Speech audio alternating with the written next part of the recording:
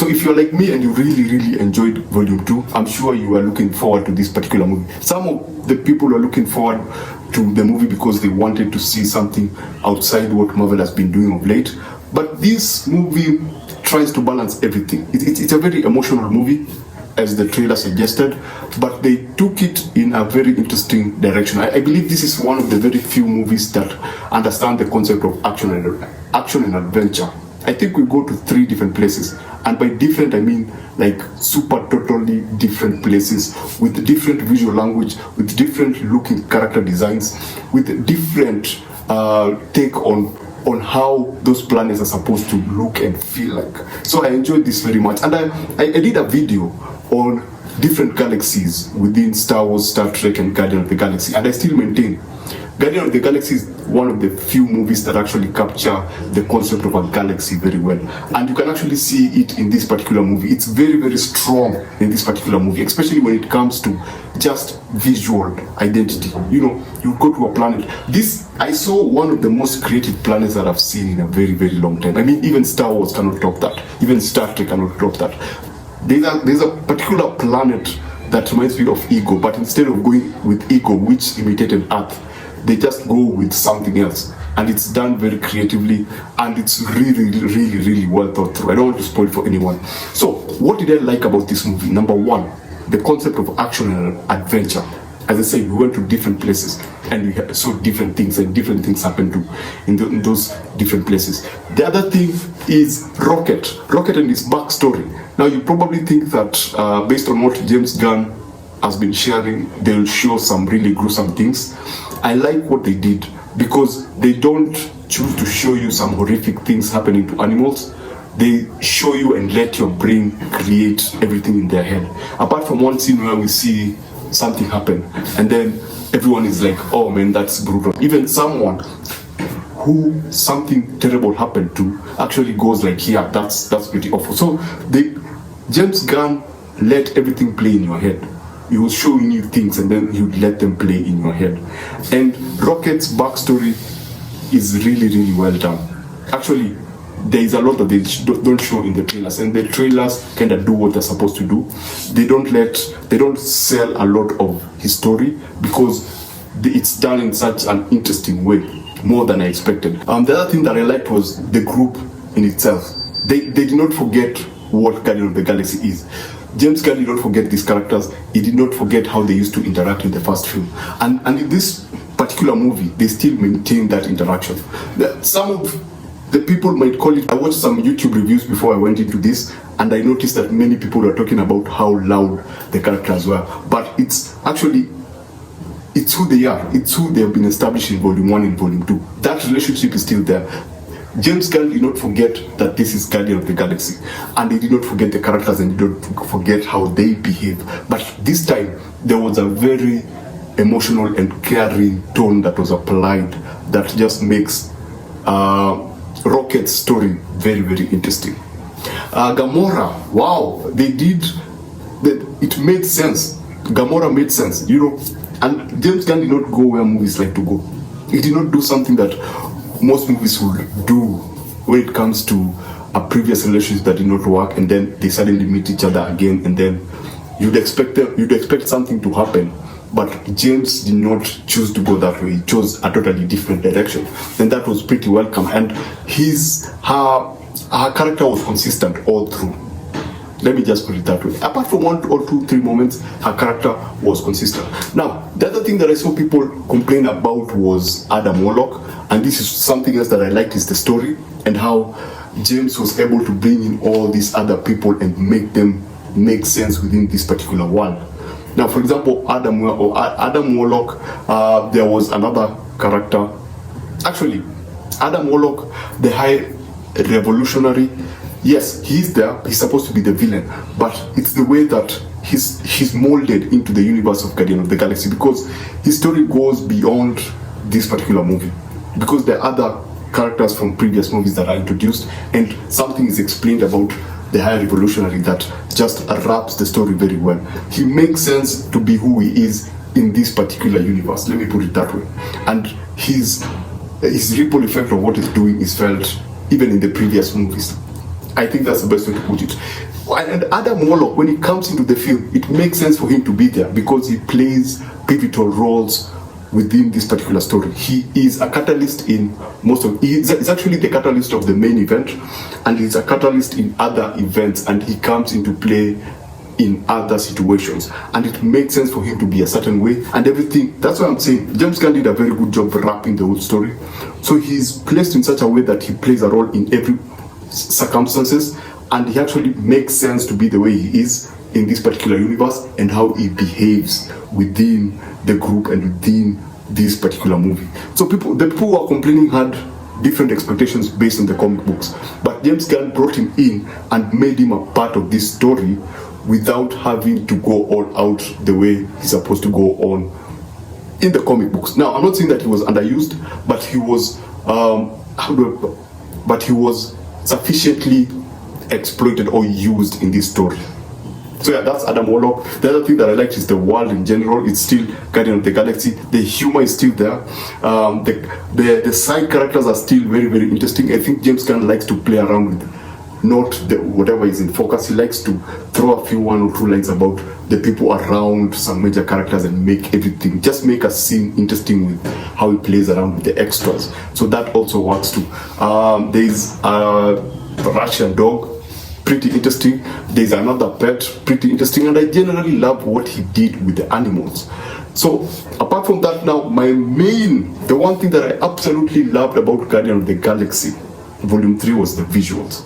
This is a beautiful movie, and I've always longed for a space movie that actually looks like a space movie. Now I saw this in IMAX, and there were some scenes that were clearly shot for IMAX. I mean, the people look like this small, and then the scene is like this huge. It gives you the perfect depiction of what a space could be, and some things that are shown to collide, they are like super huge, and then you can actually feel the scale. Let me just put it this way: you feel the scale, you feel the impact when something happens. Everything it's so there.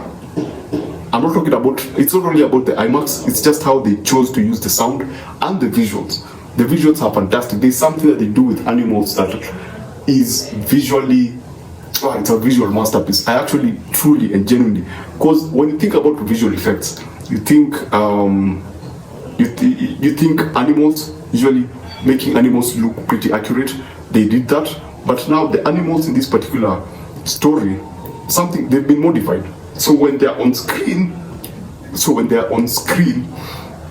there are some animals that have been modified in such a way that they have interesting characteristics, and the visual effects don't actually fail them. The visual effects complement the concept art. Let me put it that way. The visual effects totally complement the concept art for these particular animals.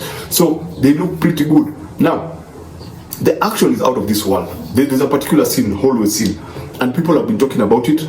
That hallway scene reminds me of, the best way to put it is, if you remember Sucker Punch, Zack Snyder's Sucker Punch, there's a scene in a train, and there are robots within that train, and the girls land on the train, and then they have to go from this chamber to the other chamber, but the chamber is full of robots. There's a scene like that in this particular movie, but it's done differently because James Gunn mixes a lot of things within that space, and it comes out, and it gives the characters one of the best poses in the film. Apart from the opening title sequence pose, they give them one of the best poses that I've seen in all the Guardian of the Galaxy movies. So yeah, those are some of the things that I liked. Now, to the things that I did not like, number one, how they chose to use the music. I understand that Guardian of the Galaxy is all about the music, but oh my goodness, there is an inconsistent use of music. What do I mean? We are here, music is playing, something interesting is happening, then the character leaves, goes to meet someone else, something happens, then you think that they are going to focus on just playing the score and playing the epic background music. The character does something, either puts on their headphone or music starts blasting, another song comes in, then that ends, and then you go into something else, then another song plays. So it's like James Gunn looked at his catalog, his music catalog. It's like James Gunn looked at his playlist, and he was like, oh my goodness, this is the last movie, so I need to put all these songs that I've loved for all those years into this one particular film, because there are a lot of songs in this movie, and they jump in at all the wrong time. For myself, I felt like sometimes they killed some particular moods. Now, I'm not saying it's a bad thing. If you love 70s and 80s music, this might be for you. But for me, it did not work. It sometimes just killed the vibe. You'll be randomly people walking somewhere and an action scene is about to start and you're bracing yourself for that epic soundtrack as they fight each other. Then a song pops in and you're like, come on. What you're seeing on screen versus what is being played, there's a problem, there's a collision. They don't match, or I've just had so many songs that I don't want to hear another song. So that was my other problem. Now, in terms of time, it's a very long movie, but I don't have a problem with the length of the film because it actually makes sense for the story. It gives the story enough time to flesh out and say what it needed to say. So I do not have a problem with the time. The other thing that I had a problem with, still on the music, the last 10 to 5 minutes, it's more or less a music video. Yeah, for some people it may have worked, but they had those moments of certain characters just pausing. You know, and I think this was a note from Disney. You need to show diversity. You need to show, I like to call it ageism, whereby you show different ages. You can see that clearly. The director just asked those people to pause and then shot them. They don't feel like they're in a scene. They feel like they've crowded in a place to pause or to dance to a particular song because they're in a movie. And when you see that, there's a problem. It doesn't feel natural. It feels staged. Let me put it that way. It feels really, really staged. And for me, it took me off. And that was like the last 10 minutes. It kind of took me off. And I was like, come on. They could have done something better. Now, to conclude this talk about Guardians of the Galaxy, one, I like where they took the story. They took the story in a totally different direction. And they did something that I did not expect them to do.